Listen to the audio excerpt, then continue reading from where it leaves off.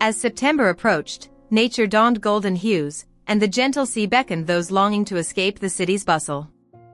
A young woman decided on a spontaneous journey, drawn by an inner voice to a small yet charming village called Vardane. On August 30th, she stood at the railway ticket window, masking rising excitement beneath a calm exterior. "One ticket to Vardane, please." "Platskart, lower berth if possible," she requested with quiet hope. Behind the glass sat a young ticket clerk seemingly lost in thought. He quickly checked seat availability, then froze, his brows furrowed. Suddenly, as if to reassure her, he said, "Wait, please." Time seemed to pause. She held her breath, wondering what fate had in store and what surprises lay ahead. After a brief silence, the clerk offered the only available option, a seat in a compartment, but on the upper berth. She hesitated. An upper berth hadn't been part of her plan, yet with no alternatives, she accepted with a soft sigh, mentally bidding farewell to the comfort of a lower spot. The clerk handed over the ticket.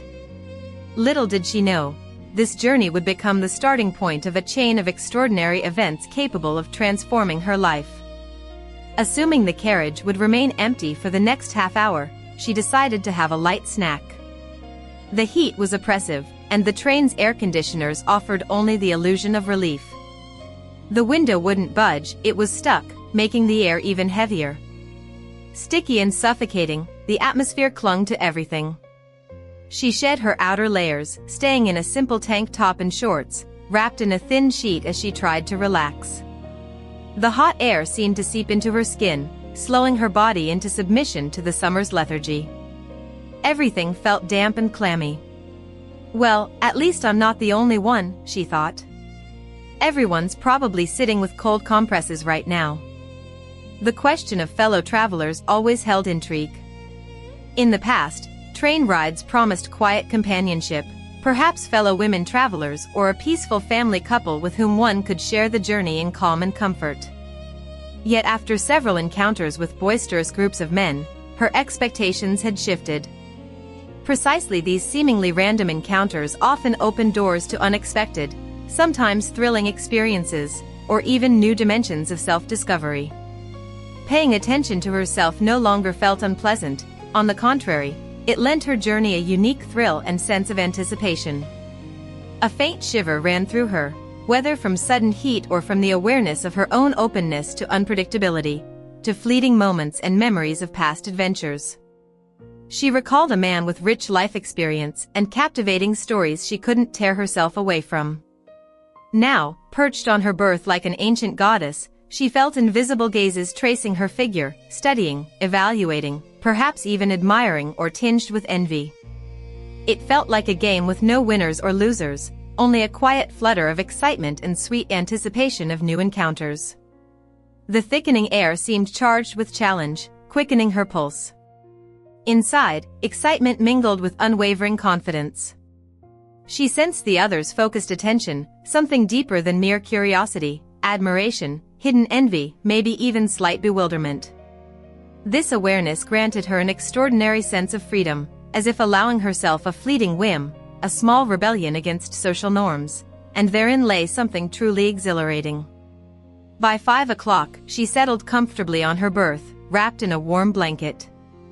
The rhythmic clatter of wheels and the spreading warmth created an atmosphere of coziness and peace. A creak of hinges announced the arrival of new passengers, and a cool draft, laced with the scent of the road and faint spicy notes, drifted into the compartment. Peeking through a narrow gap between her blanket and pillow, she saw 3 men enter, 2 young men with Eastern features and a middle-aged man. Their shared dark eyes and aristocratic cheekbones unmistakably marked them as relatives. Probably father and sons, she thought, observing them discreetly. "It's a bit cramped, but it'll do," one said, voicing mild dissatisfaction, as if he'd hoped for greater comfort. "Well, at least we've got a place to rest our heads," the second replied philosophically, shrugging and effortlessly tossing his backpack onto the overhead rack. "Our fellow traveler is asleep, let her keep dreaming," the third said playfully, flashing a mischievous grin toward the dozing woman. She remained perfectly still, feigning deep sleep, yet keenly aware of the subtle shift in the compartment's atmosphere. The men settled in with deliberate noise, unpacking personal items and provisions.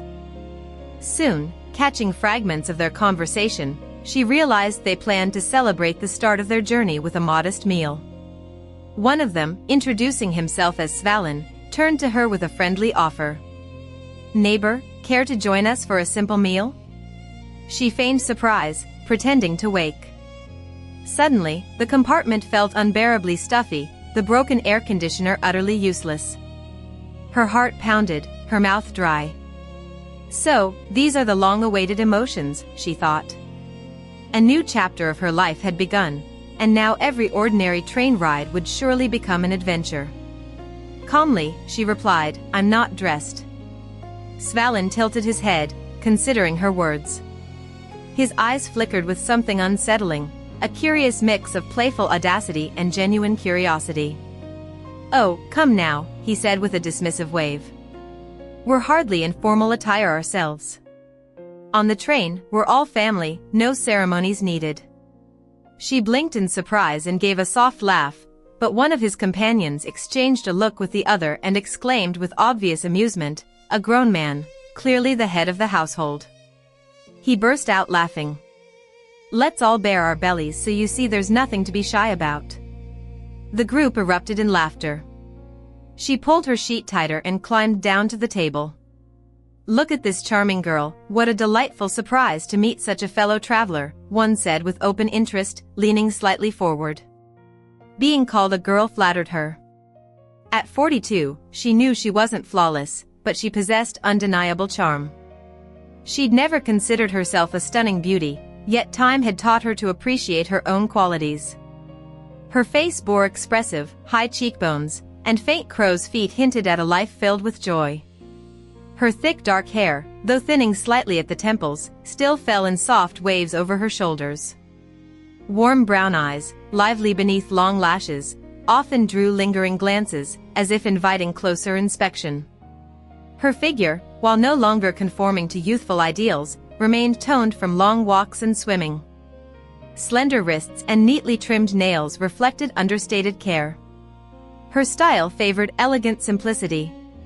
Even the simple sheet, comfortable yet subtly accentuating her figure, caught the man's attention. His gaze lingered on her collarbones, stirring in her a nearly forgotten mix of playful coquetry and mild embarrassment. An ironic smile flickered through her thoughts. Perhaps they saw her as younger than she was, and that certainly flattered her pride. "Why not?" she mused. "Let's get acquainted. What's your name, charming stranger?" Conversation flowed easily.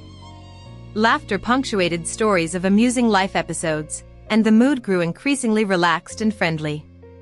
Words came naturally, like a river's current, and she felt her tension melt away. At one point, a companion pulled a bottle from his bag and offered, "We've got beer brewed in our hometown. Care to try some?" She gave them a sly smile, assessed them with a knowing look, and countered with a question of her own, would the lady object? The men grinned broadly and toasted to their fortunate meeting. The drink proved surprisingly pleasant, its slight bitterness blending harmoniously with a rich flavor, leaving a warm, satisfying aftertaste. Time slipped by unnoticed, conversation grew livelier, and a gentle relaxation enveloped her. In the confined space, scents mingled, the sharp tang of beer, a whisper of tobacco, the salty trace of distant travels, and the subtle perfume she wore. Interaction with her companions created a unique, unexpectedly pleasant blend of sensations. After listening intently to her story, they asked whether traveling alone ever made her anxious. She replied with casual ease that train carriages always brimmed with remarkable characters. Yet beneath her light tone lay a hint of irony. She added that sleep on a train could lead to the most unexpected, and sometimes life-altering, events. The men seemed to catch her underlying meaning.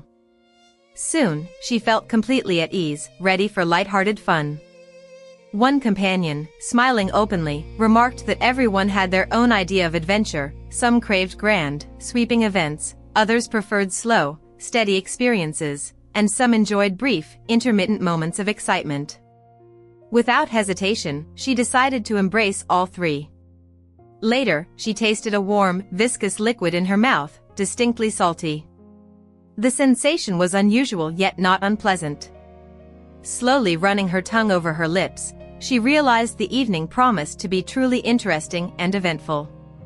Her companion's faces radiated contentment, and the air itself seemed infused with deep relaxation and tranquility.